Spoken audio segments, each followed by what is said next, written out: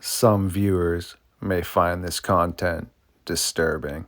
Viewer discretion is advised.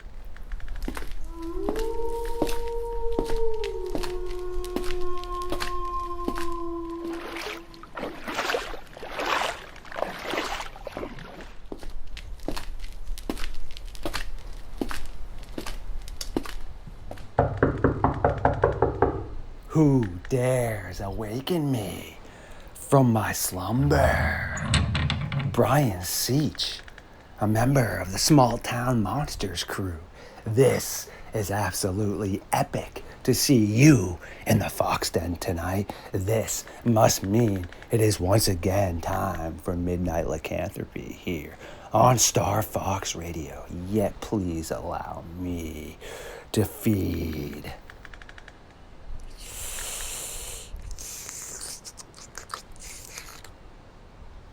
Much better and absolutely delicious now that I am fully recharged, revamped, and the chains have been let loose. It is time for Brian and I to take a walk into the darkness.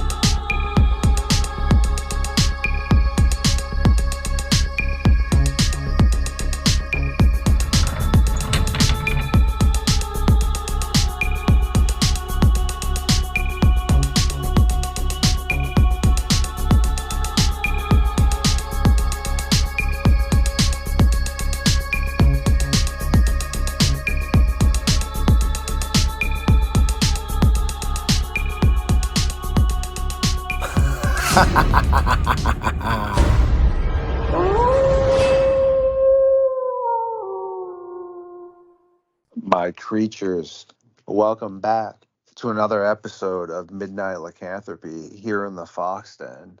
We have an amazing co-host slash guest tonight, a friend of myself and the North American Dogman Project, Brian Seech, who also does a ton of his own investigation with his wife.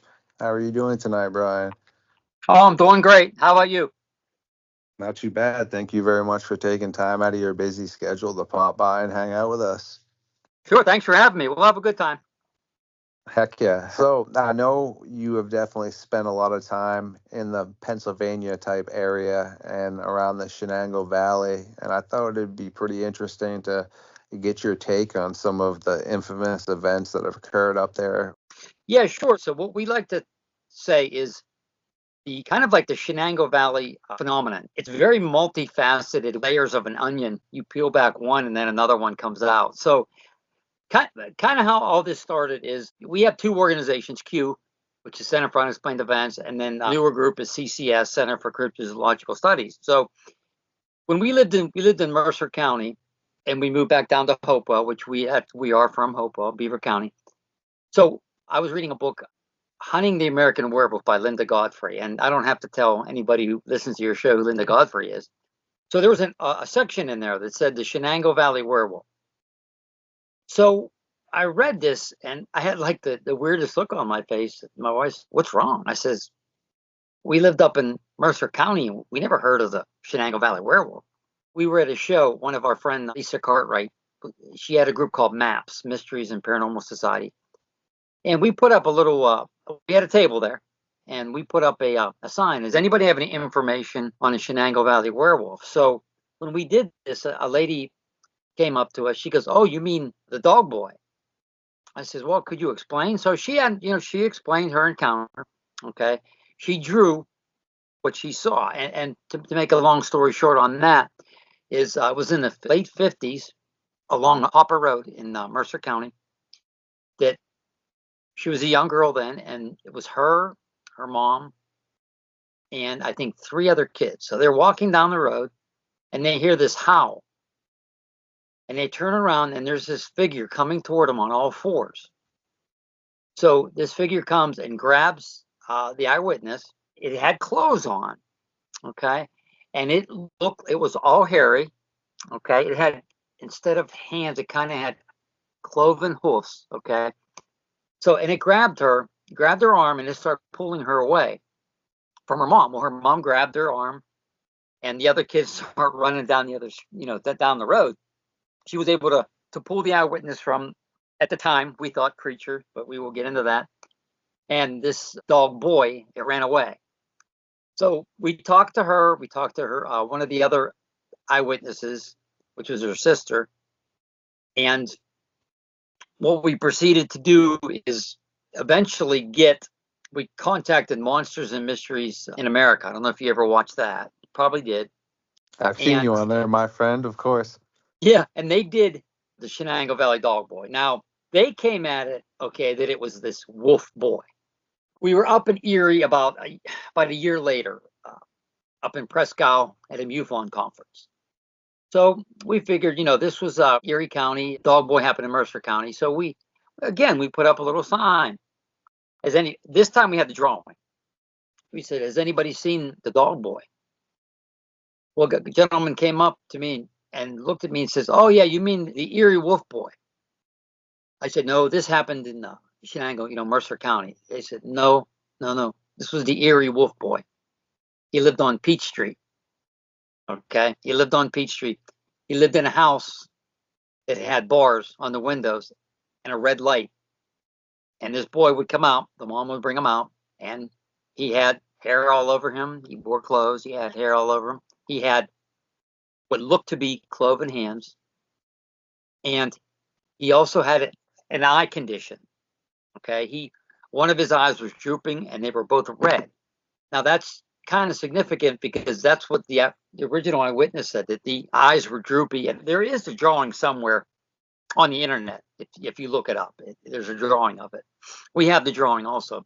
So we think, putting two and two together, we think that the so-called Mercer, Shenango Dog Boy was a boy who had hypertrichosis, which is commonly called werewolf syndrome. Again, I'm not telling you anything you don't probably already know, right?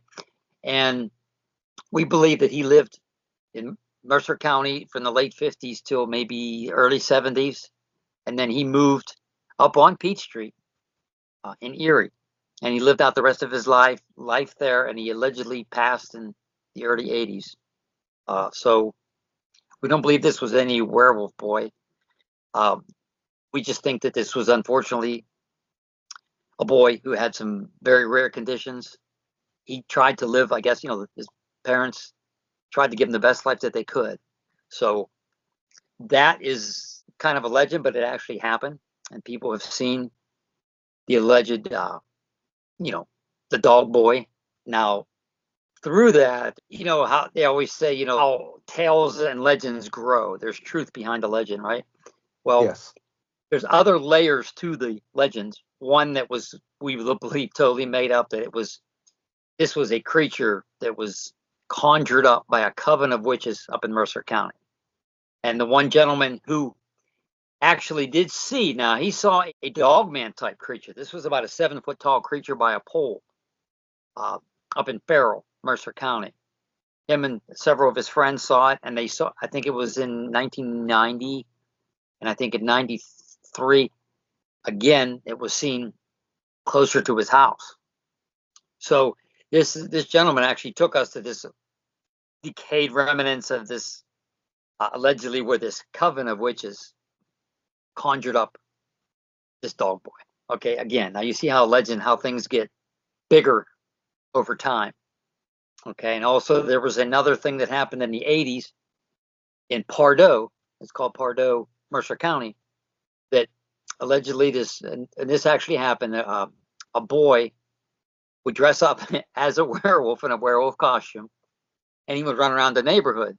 So one night, the friends chased him, and they eventually caught him, and they pulled off his mask, and then they knew who the kid was, and they went to the parents and said, this kid's been scaring everybody.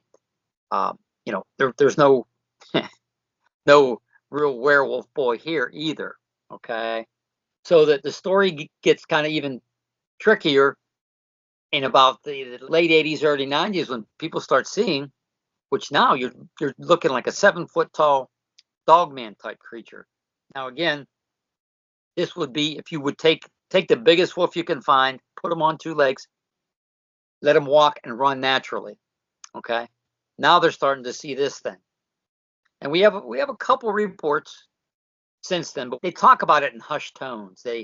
Oh yeah, I know a friend who saw this. Hey, can I speak with them? Then they either clam up or they don't want to talk about it anymore. So we do think that there are still sightings happening up there in Shenango, but again, we don't feel that the people are coming, at least not to us. Like some of them might have come to Jamie, because you had Jamie King on a short while ago, and they might have mentioned some of their sightings. The one I did with them was in Crawford County, which is the county up from Mercer County. And this one was talked about on Small Town Monsters, Werewolves on Earth.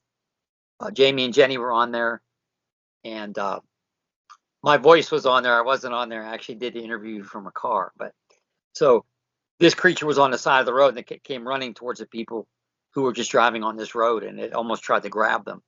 And it was a canid-like creature. It looked like a wolf, upright wolf.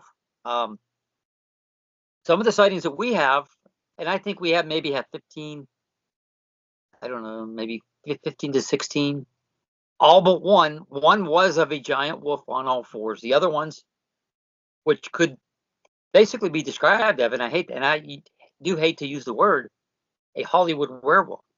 You answered a ton of my questions without me even having to ask.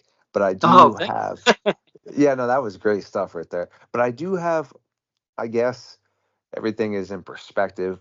But I did speak to one of the women that claimed she was in a group of girls where 2 of them, I believe is what she said, decided to approach this house where he supposedly was residing. And Mhm. they claimed he ran around on all fours very easily like an animal and acted animalistic. I Mhm. don't know enough about the whole situation, but where you just stated how you've really dug into it and how you put A, B, and C all together, that was legendary.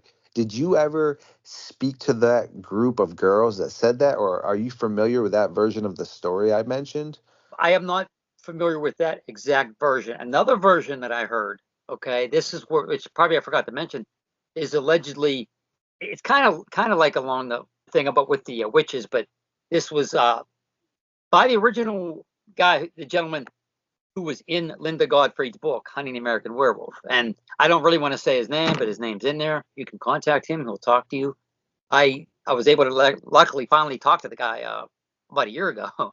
And in this version, there were just a couple of teenagers just kind of practicing, trying to some satanistic stuff, and this allegedly this demon, and it was like a wolf type demon, and it came out, and there's like more to the story that he told me, and it just gets like really weird. So I'm thinking that could be a version of the story. I would love to talk to these eyewitnesses. If you could ever hook me up with them, or I would love to talk to them and get that particular side of the story. Oh, and I would love to talk to them. But we try to do our organization, our members. We try to hit, no matter if it's Bigfoot, if it's these winged entities. There's a creature up here called the Chicora gargoyle in Butler County, and it looks like a gargoyle. Um, we try to hit everything we do at every angle that we can. I'd never like to use the word debunk. Okay, we say we want to find the truth. We're just looking for the truth and as much evidence as we can on the Dogman phenomena. I mean, I'm lucky. One of my contemporaries, Jody Cook, and of course, I don't know. You know who Jody is. Yeah, he's one of my best friends. I talk to him almost daily. Yeah, yeah. Yeah. Jody's awesome. I haven't Cool. talked to him in a while. I should call him Yeah, I'll up tell and. him you said hello. I actually have a conference call with him coming up again soon. So no, I'll definitely tell him you are looking to catch up for sure. Oh yeah, I'm still a member of the North American Dogman Project.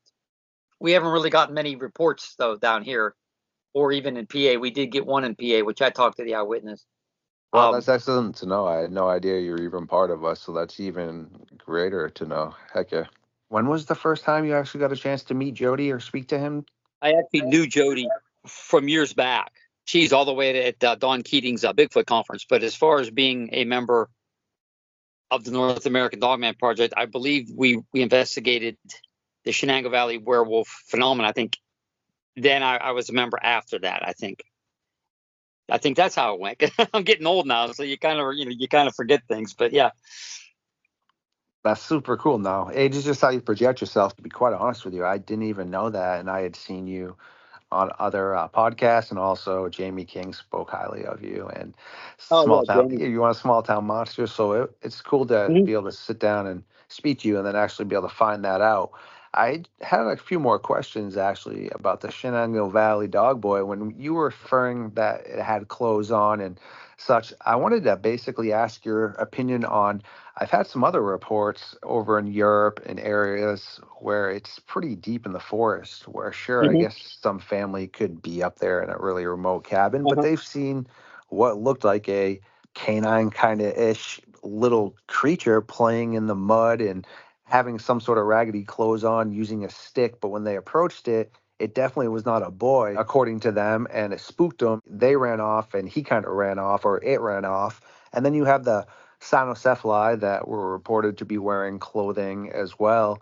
And that's kind of what made me think maybe potentially was this a wild person? Or, like you said, was it just a poor teenager that had this condition? Because a few of those women, two of them said when they did approach the house, because as I had stated previously, they wanted to just kind of see if this was real, Mhm. that he acted very animal like, running around kind of on all fours, and Mhm. which anyone still could. I mean, we're humans. Any human could Uh-huh. still run around on all fours. So I just kind of thought that was interesting. And like I said, there are other reports of these animals or humans wearing clothing. And like I said, you have the historical references too. So what do you feel about that? As far as just talking about the Shenango Valley Dogboy, yeah, we believe, like I said, because it tied into to the Erie Dogboy, which he wore clothes up there too. He just had the hair all over his face, and may have had some brain issues, things like that, and maybe he appeared to be more wild Yep. than he was. And sometimes too, when you look back on an episode that was that was in the 50s, and when we interviewed him was what, maybe 12, 14 years ago. Oh God, I even forget. But sometimes you not that your memory can change a little bit. You can forget certain details, and Yes. this was still a unique situation where there was this boy who from the outsiders, hey, he looks like a wolf boy. He looks kind of like wolfish, and he's on all fours. He has cloven hands. Hmm. Sometimes the legend grows from there. And we did a presentation last year at Bill Rigby's Penn, Ohio Paranormal Conference, and we talked about it. I said, yes, he was a boy. And then I said, he was just a boy. And then I paused, and then I said, who became a legend. And the Hmm. people really liked how I said that. And it's just, there's just so many different things. If you're even, like there has been even reports of Bigfoot wearing clothes, at least the top. Do they find these, like in a Bigfoot, what if they would find a dead hiker or something who's wearing clothes, and they've observed them and they get it, and, maybe they try to put it on, or, I mean, I don't think that's unreasonable. There's not a lot of reports that I've read about Bigfoot wearing clothes, but there has been some where some say it'll grab maybe a big shirt or something and put a shirt on because it sees people. Remember, Bigfoot, even Dogman. I think they are definitely afraid of us also, and they observe us. They watch what we do. People in general, they do patterns. They'll go to a certain place and they'll do a certain thing. And if something's observing us humans for long periods of time, you get to know what we do, what we wear, what we eat, and you can learn a lot, even as a person, especially just by sitting and observing people. You just sit in like one time I was thinking about, hey, I have a good idea for a movie, a Christmas movie. So I said, you know what, I should just go in a toy store, just sit there and watch people, watch how they act and stuff like that, and write everything down, and just do this movie, this comedy Christmas movie. But I never did it, which I still could do it, I guess. But you can learn a lot. in any field or anything, just by observing. That's awesome you just said that, because I'm a huge individual that believes in you don't always need to speak to learn a ton. And am very much in a ton of situations super quiet just to seep in what's being presented to me. So no, that's excellent. And when it comes to the clothing thing as well, before I dive into that, animals in general, I mean, if we are talking about something that, is potentially hominoid, primate based, etc., those are definitely smart. Animals in general are smart, but there's, different levels. But a saltwater crocodile, like you said, you were saying, some of them over time, as far as I know, I think they tell you never in the same day to go down to the water to bathe or get water around saltwater crocodile territory, because they learn that quick your pattern. So if you go down one day here and you do it the next day, you're smoked. So crocodiles, Exactly. probably aren't as smart as I mean, they're still super smart. They've been around since dinosaurs. But I'm just saying they're probably not as smart as a Bigfoot or Sasquatch or a forest person or something along the lines of that. Like, because if those are more human based, potentially they're going to understand things a little bit more. But obviously, that saltwater crocodile is smart enough to sit there and understand that, and it hasn't had to change its evolution and 250 million years, whatever their time frame is. I mean, they're perfect still compared to what they used to be, because they're specialized at their attack mentality. So no, that totally makes sense. And I've heard something, like I said, I'm diving into the Dogman. I'm educated enough about Sasquatch and Bigfoot, but I did hear something recently where they found what looked to be some sort of large moccasin type deal that was found out in the forest in some certain area. I can't remember the full article, but when someone did match it up with a potential Sasquatch or Bigfoot footprint, it would have matched it perfectly. Doesn't mean that's what, yeah. So I just found that interesting. Doesn't mean they were wearing that, but when you had just brought up that point, that makes me think that, yeah, sure, which could also then cut down on the point in time of when they're always finding tracks, etc. Because if they were wearing moccasins, that might again cut down on tracks and such. And I've also heard of some interesting Sasquatch things of them wearing, yeah, like animal type clothing and just tree branches just to disguise themselves. So that is really super interesting. And It is. back to the, yeah, it's so it really is, man. So, but back to the Shenango Dogman Valley Boy, I really appreciate that, because in my book now, you've closed that for myself as well as my audience, because that was always something I found very interesting. And I want to use the word cool, but again, to the individuals that it occurred to, it's not cool. And also the boy that was dealing with it. But hearing that and seeing that growing up on TV shows and things, it intrigued me, because I was also a child. And I was like, wow, that's cool, but super creepy. And it's always been something that was, like you said, legendary or historical, that really rang a bell with me. And to have closure on that is awesome, because there are, that's important, man, because I feel like in this community, a lot of people like to hang on to things that don't exist anymore. Meaning, I mean, obviously this existed, but there, as when this episode comes out, there's a ton of merit and credence. You pointed it all out as to why it was a human boy that just unfortunately had this disease. But people still like to hold on to the Gable film and other things that are super debunked, yet everyone for some reason goes back to this. I don't know if it's because we as humans just want to ignore the truth and like a good story, or just people in general are not being shown the proper details. But this is a good thing, and anyone that gets upset about those things, in my eyes, isn't doing what they should be as a researcher or myself as a journalist, because bringing light to a topic is doing your job as a researcher. So it's a big kudos to you on that, man, for sure. And I know we got to get you back to where you're doing here in the next 10 minutes or so, but I wanted to know, have you had really anything else in the area of Pennsylvania or Ohio, maybe hyena related in reported sightings, or just anything that kind of stood out to you recently? We're trying to we received, I think it was around November of last year, we had talked to another gentleman who had saw Bigfoot, said, hey, I had my friend who saw this dog-like creature. So, and he gave me his number, and I called him. He was up around Butler County, PA, which is a couple, we used to live in Beaver County, Pennsylvania. So I think it was like 2 counties up. And it was a very interesting sighting where this was a multiple eyewitness, I believe, 4 to 5 eyewitnesses of this creature. And they got to look at it. They had basically this barrel there where they were throwing just some, scraps of food in, and they were out sitting by the campfire, and they heard some rustling, and they look and they see this Dogman creature grabbing this big bin of this food. And it was looking at him like, hey, you looking at me, don't bother me.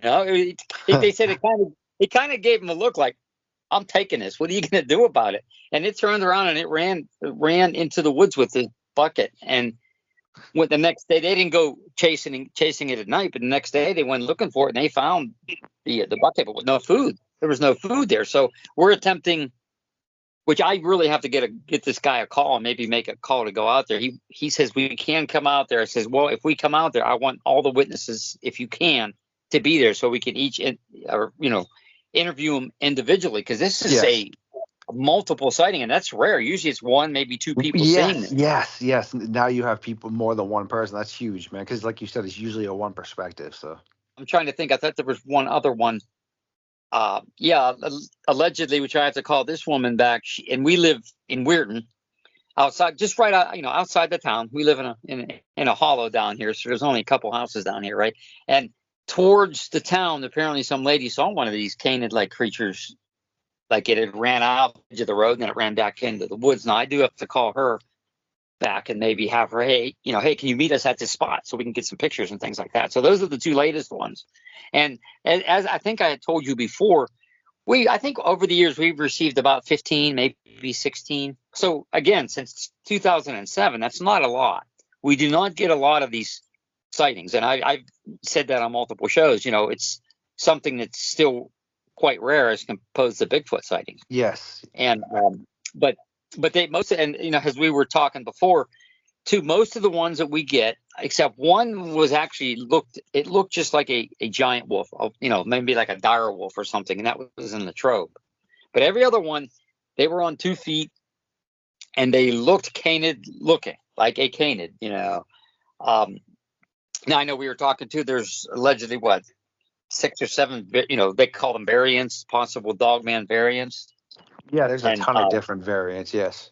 Yeah, and so we usually like just to speak on the ones that we've received. Now that's not saying that 2 or 3 states over they vary a little bit different, but just only on the reports that we received. Yeah. No, that makes 100% sense. And also, like, your type 1 is going to look potentially more like a dire wolf, but a lot of people don't realize dire wolves aren't really directly related to any modern day wolves. They are strange, kind of like the saber-toothed tiger has no relation to tigers and really modern day cats, which is interesting, but again, would look like a canine. And then, you have your ape cat kind of looking ones, which are basically potentially baboons, and also your baboon versions. And so there are, then you have your hyena ones, pretty strange stuff. William White, actually our geologist, was, last time I spoke to him on our podcast, I believe it was 4 or 5 years ago in the Pennsylvania area. There was a man that was out checking his property around 3 a.m. and said that when he was in his truck scanning the flashlights around his property, he saw what looked like a enormous hyena the size of a cow looking at him in the field. He stood up on just all 4s, but looked at him and then just kind of casually walked off. Mm-hmm. Have you heard about that one?